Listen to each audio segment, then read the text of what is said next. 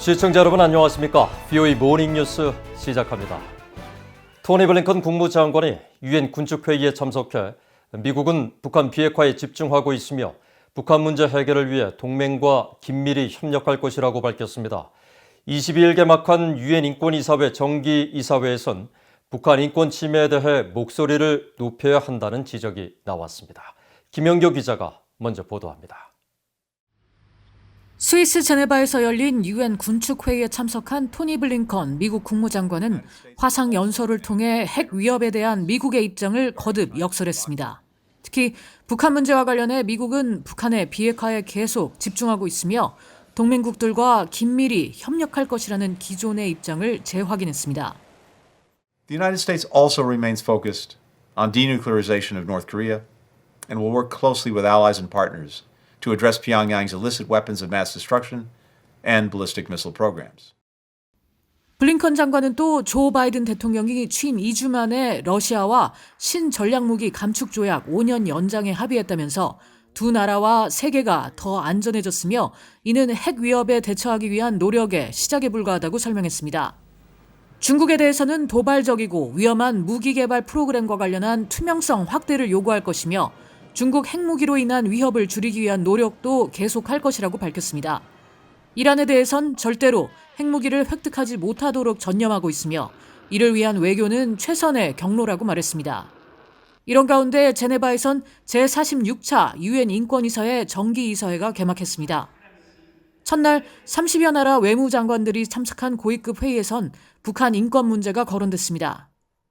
We must speak up against severe violations of civil liberties in places like North Korea and Syria. 월터 스티븐스 유럽연합대표부 대사는 이번 유엔 인권이사회 우선순위 가운데 하나로 북한 인권 문제를 꼽으면서 북한 인권 상황에 대해 계속 관심을 가질 것을 촉구했습니다. 토니 블링컨 국무장관은 오는 24일 기조연설에 나섭니다. 지난해까지 18년 연속 북한 인권 결의안을 채택한 유엔 인권이사회는 정기의 마지막 날인 다음 달 23일 북한 인권 결의안을 처리할 것으로 예상됩니다. VOA 뉴스 김현교입니다. 국무부가 지독한 북한 인권 문제에 대해 주시할 것이라고 밝혔습니다.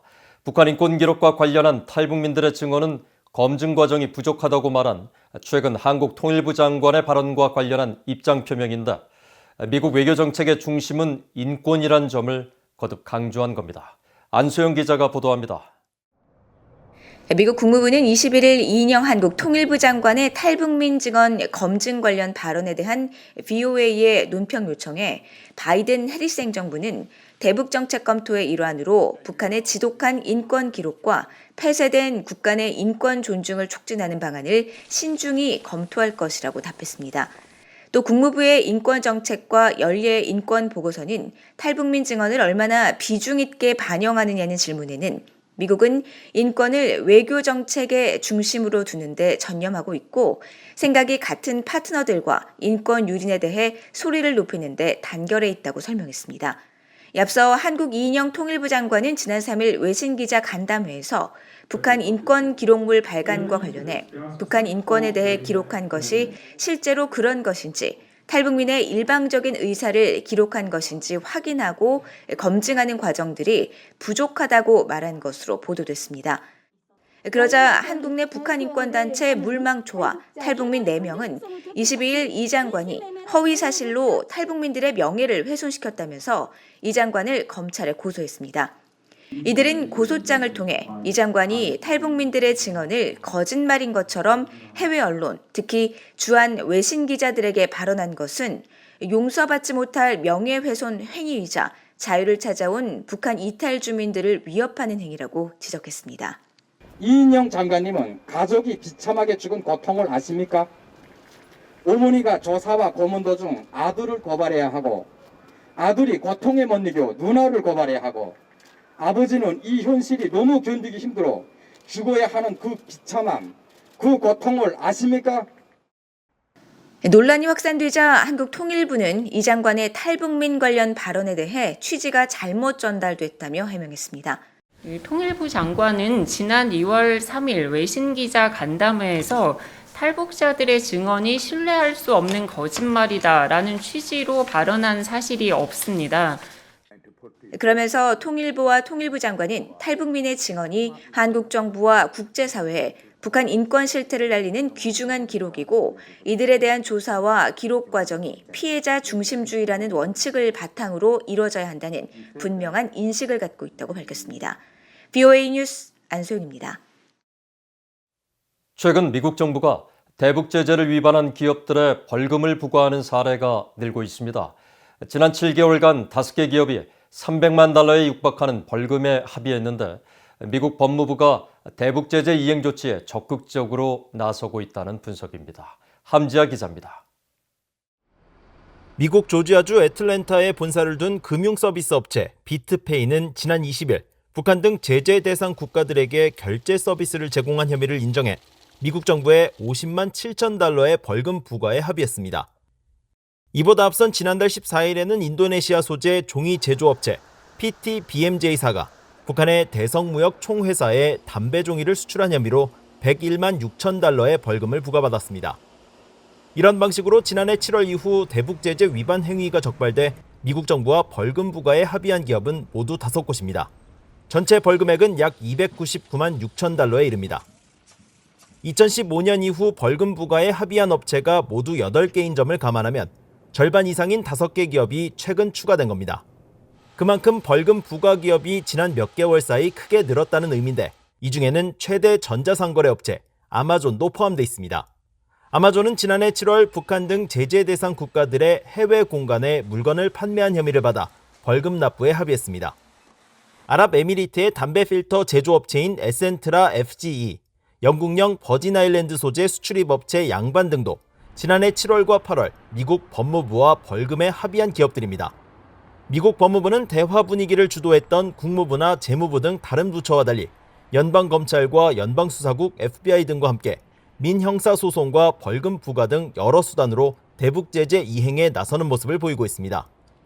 실제로 존 데머스 법무부 국가안보 담당 차관보는 테러 대응에 초점을 맞췄던 법무부 내 국가안보 부서가 지난 2006년 설립 초기와 달리 현재는 러시아, 이란, 중국, 북한 등 4개 적대국이 야기하는 위협에 중점을 두고 있다고 밝히기도 했습니다. As I said, they've used it really to steal banks and money. That's not really the behavior we see from China or Russia or even Iran, despite the Iran sanctions. North Korea is kind of unique in that way. 미국 내 전문가들은 법무부는 정부의 정책 방향에서 다른 부처들보다 좀 더 자유롭다면서 정치적 상황과 상관없이 관련 사건의 증거에 따라 대북 제재 위반 행위에 대한 법적인 조치에 나서고 있다고 강조했습니다. BOA 뉴스 함지아입니다. 바이든 행정부가 대북 외교 추진 시점으로 차기 한국 정부 출범 때까지 기다릴 가능성이 있다는 미국 하원 의원의 전망이 나왔습니다. 민주당의 테드 리우 연방 하원 의원은 22일 워싱턴의 민간단체인 퀸시 연구소가 주최한 화상토론회에서 바이든 행정부의 대북 외교 추진 시점과 관련해 미국은 한국에서 차기 행정부가 어떤 모습일지 일단 기다려볼 수도 있다며 이는 한국과의 협력이 필요하기 때문이라고 말했습니다.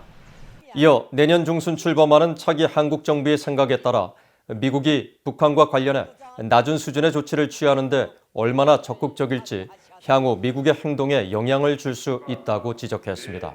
그러면서 바이든 행정부가 한국의 문재인 정부 임기 내에 대북 외교를 적극적으로 추진하지 않을 수 있다고 전망했습니다. 미국 공군 출신으로 하원 외교위 아태소위 소속인 리우 의원은 핵을 보유한 중국과 러시아가 핵무기를 사용하지 않는 이유는 미국의 강력한 억지력 때문이라며 북한에도 강력한 핵 억지 정책을 펴야 한다고 강조했습니다. 또 남아프리카 공화국의 비핵화 사례를 거론하며 미국은 북한에 대한 안전보장 방안들을 검토해야 한다고 제안했습니다. 미국 국방부가 다음 달로 예정된 미얀 연합훈련과 관련해 한반도의 최고 수준의 준비태세 유지를 확신한다고 밝혔습니다.